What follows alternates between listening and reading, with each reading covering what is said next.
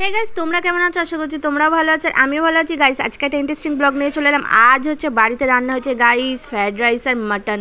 অনেক দিন ধরে খাবো খাবো করছিলাম, তো আজকে অবশেষে মা আজকে রান্না করেই ফেলেছে ফ্রাইড রাইস আর মাটন।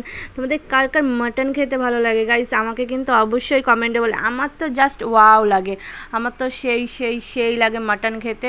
তো গাইস দেখতে পাচ্ছ এখানে রাইস মানে ফ্রাইড রাইসটা করেছে, আর এখানে আলু আর মা আমাকে মাটন দিয়ে দিয়েছে।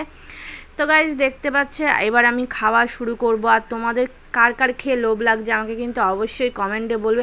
আমার তো গাইজ সেই লাগে, সেই পুরো চুমু খেতে। তো চলো টেস্ট করব আর তোমাদের সঙ্গে সবটাই শেয়ার করব। আর এই ছোটো ছোটো মিনি ব্লগ যদি তোমাদের দেখতে ইচ্ছা করে আমাকে কিন্তু অবশ্যই কমেন্টে বলবে, আমি তাই তোমাদের ছোটো ছোটো মিনি ব্লগ শেয়ার করব।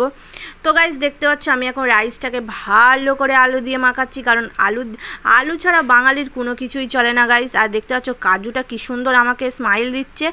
তো চলো ভালো করে মাখিয়ে নিই, তারপরে গালে একদম পুরো ঠুসে দিই। তো গাইজ দেখতে পাচ্ছ আমি এখন গালে ঠুসে দিয়েছি। তো আমার তো সেই লাগলো, একটু শসার কামড় দিয়ে দিই, কারণ ভাত মানে রাইসের সাথে যদি একটুখানি শসা না খাই একদম তো জমে না গাইস, আমার তো সেই লাগছে।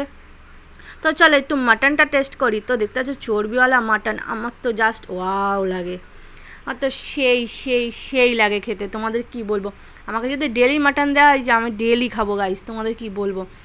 তো রাইসটা যা হয়েছে না গাইস, তোমাদের কি বলবো, সেই হয়েছে সেই।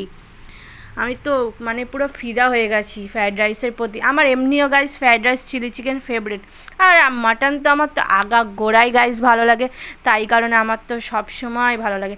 তো গাইস ভালো লাগলে লাইক কমেন্ট শেয়ার সাবস্ক্রাইব করে দিও। তো টাটা।